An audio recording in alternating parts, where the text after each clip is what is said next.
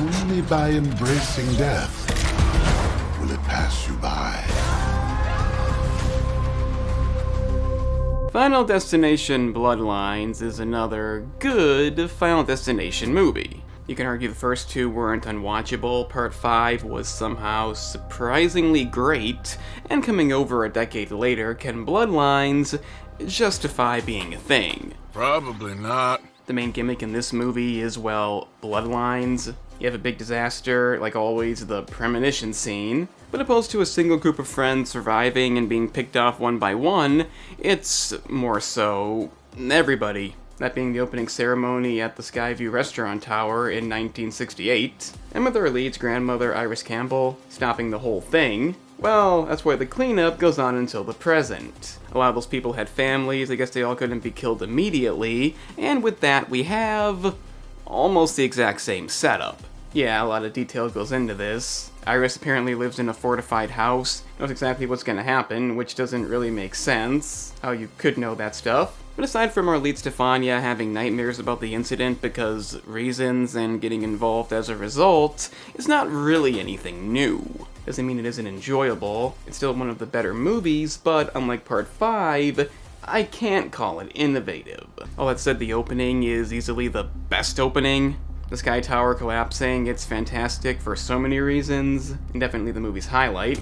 Unfortunately, it means the rest is a step down, but like I said, it is still good. The movie has a more serious tone that I feel works a lot better, and scenes like the barbecue event that go terribly wrong does a good job to keep you guessing as to how the death is going to occur. That's a real fun scene too, one of the highlights, and the end, aka the death, is quite memorable.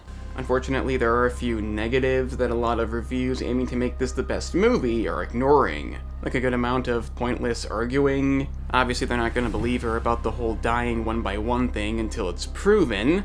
But her and her brother don't get along for like one scene because she didn't call him that much. It's forgotten soon. Doesn't like her mother either because she left them due to being afraid of death, yet she doesn't believe her either at first, so that's weird. None of this really affects anything. It could have just not been there. And even the concept of Iris living in a fortified house is kind of bullshit too. They try explaining that she knows how to see death coming, but does that really make any sense? That she can live in an old house full of stuff and death can't find a way to kill her? Really? The second movie had Clear living in a padded room. That made way more sense and would have been a lot easier, but I can't get behind this idea. That's kind of my biggest issue with the movie, nothing really new about it, and what is new doesn't make sense. The fortified house is a new idea, but I don't buy it, and it's still a movie when you watch people die one by one, with maybe a twist or two thrown in. It does commonly reference the old movies with the idea of flatlining to avoid death, or maybe even killing somebody. The latter they decide not to do, but because nobody's below doing that, the only real unique scenes involve the flatlining method. That is, making the heart stop and reviving them. It does lead to a pretty funny scene, but I can't deny this movie still lacks identity. There are some great ideas like the penny that seems to follow them till the end. I especially like Richard Harmon as Eric being the only real memorable character, as he usually is, and seeing the late Tony Todd in his final scene is a nice addition. As for the deaths, the reason why we come here, they're good, but I wouldn't say they're amazing. If you've seen my ranking, you know that I favor the fifth movie, and I'd say that I probably like 3 of those more than anything in this. They just don't stand out that much. I don't think they're bad, but they could have been better. It's more about the scenes, how we get to the death, debatably the whole idea, and it's kind of the same thing.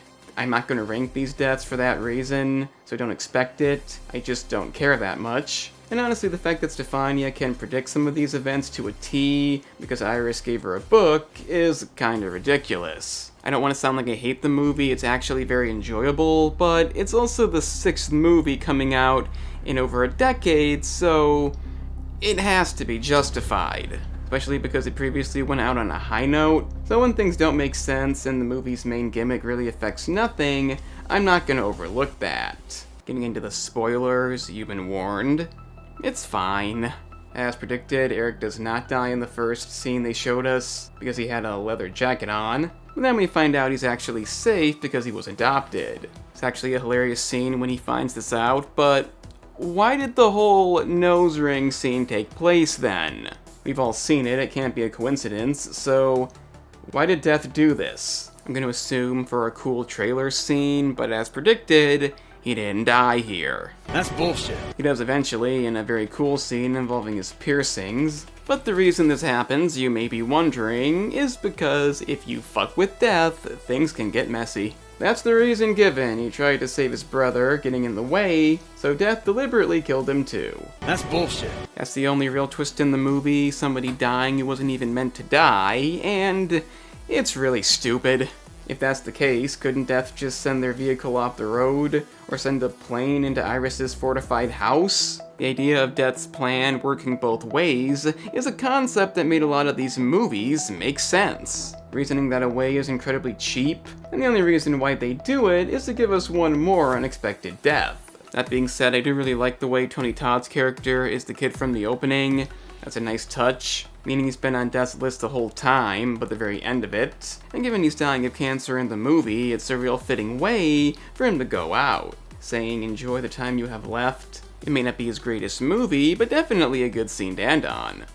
And luckily it wasn't this. The ending is fine. Like the second movie, Stefania supposedly drowns and gets revived. It's done deliberately here, so it is somewhat different, but the catch is, she didn't actually die, just blacked out. Which should be obvious, they're not doctors. And the final scene, that Penny getting caught in a train track, causing a whole fucking train to derail, taking out tons of houses, killing who knows how many people, and finally finishing them both off with the logs from the second movie. Fuck! I'll give them credit on not being too serious, as in, like the other movies. It didn't work, but what the fuck? It's just ridiculous. They even say that was close. I do like how the logs get them in the end, but the fifth movie has the superior ending. It's also still the best movie. This one may be higher rated, but it doesn't do enough new, and stuff like this really holds it back. I still do like it, I did enjoy it, but it's not as good as some say it is. The opening scene is fantastic, some deaths are creative, characters are good enough. I especially love Tony Todd's scene, but the blatant disregard for continuity and the bloodline aspect having no real effect does make me say, did we really need this? I don't want to say that, I'd still recommend it, but it's kinda what I thought it would be. It's a good enough movie, but I really don't think we ever need a part 7, so let me know what you think down in the comments. If you enjoyed the video, please do share it, consider the like button down below, and subscribing if you really enjoyed. And of course, the gaming channel is there too, for the same content with games, link in the description. I'm the Analyst, and remember kids, continuity is overrated.